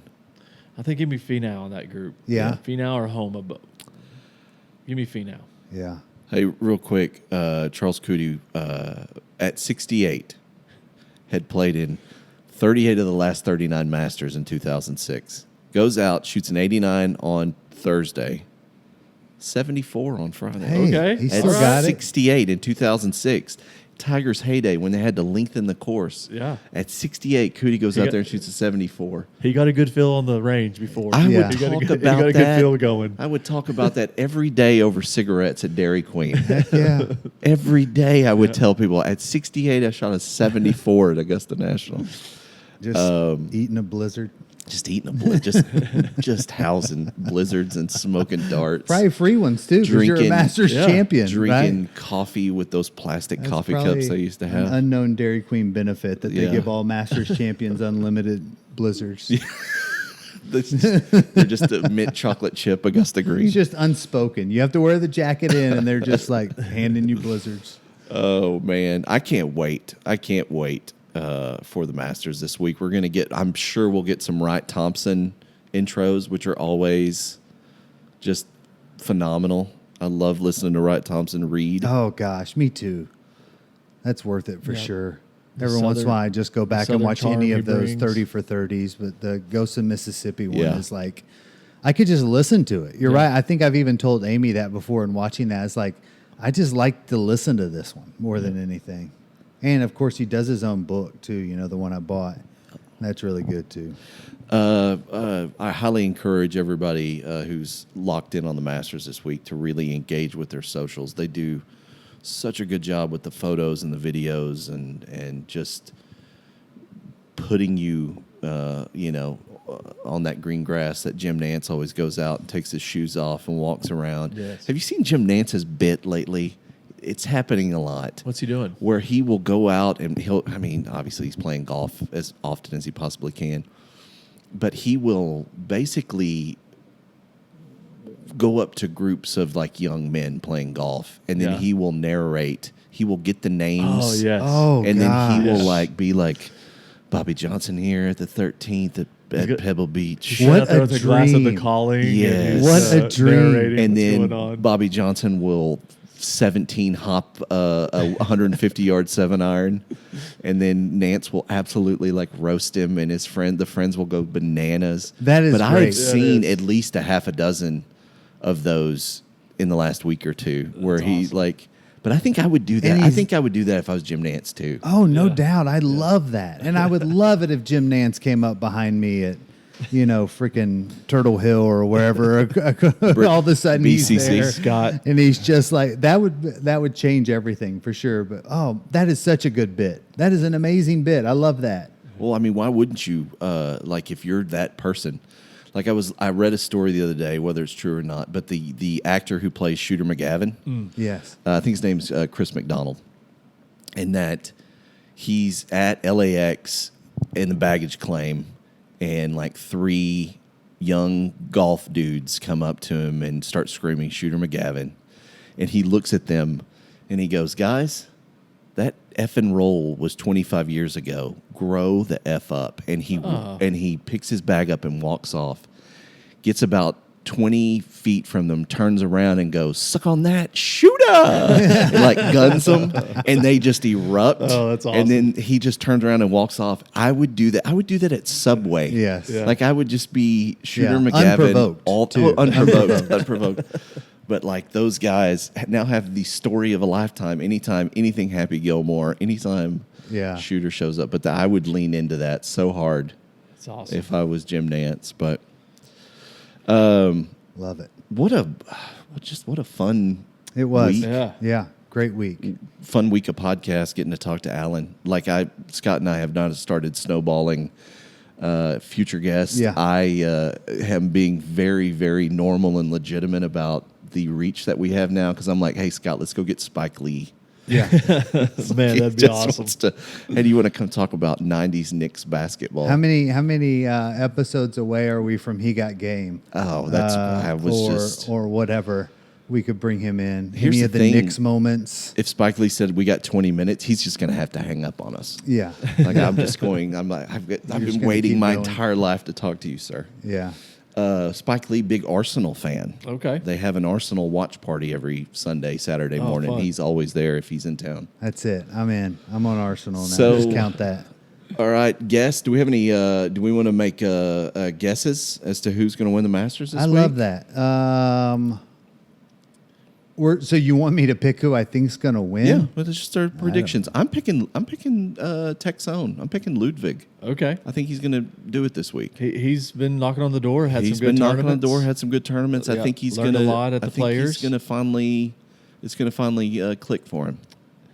I'm going to go Texas's own Jordan Spieth. Ooh, Yes. plus 3,300 if you want to. He's 33 to 1. Yeah. You know, he had one of the all-time demises there at 12. Yeah. And he's finding his game just a little bit, but he's one that always plays well at Augusta. He's been known, How many majors does Master Spieth champion. have? 3 or 4.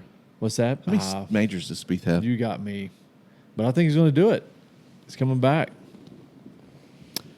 I'm going to go Rory. I mean, why not, right? It just feels like everything aligns way too well. It's literally a book is releasing about you. And, I mean, not only am I rooting for Rory, if that was the question at this point, I think I'd be rooting for Rory to win this.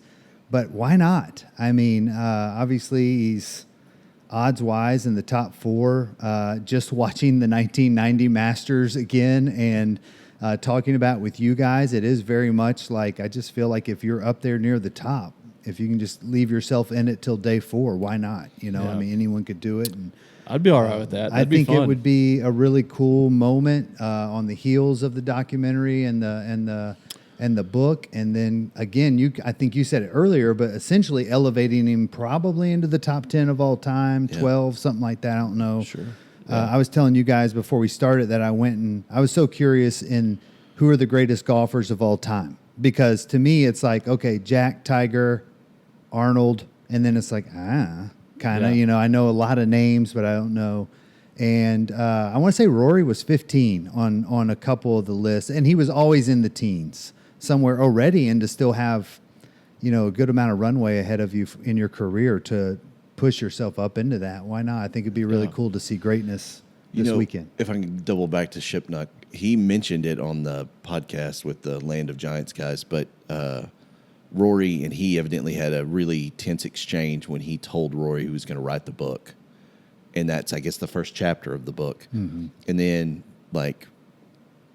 time passed, and Rory kind of calmed down a little bit. And evidently Rory had read the first chapter. I really wanted to ask him if he had found out that Rory had read more, because Rory had read the first chapter and said it made him laugh a lot, because I think it's about that exchange between the two of them. Yeah.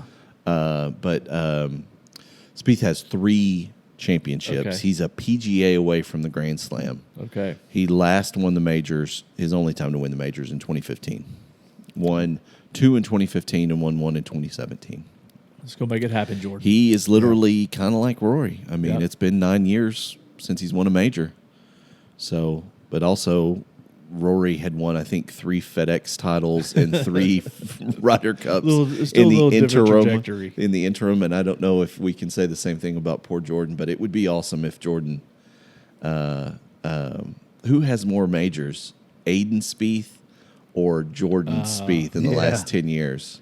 That's true. I don't know. Quick story. Alan has a son that's an amazing golfer. And when he was very, very young, we used to call him Aiden Spieth, because that's when Spieth, and he told a golf coach one time that they call him Aiden. They call me Aiden Spieth.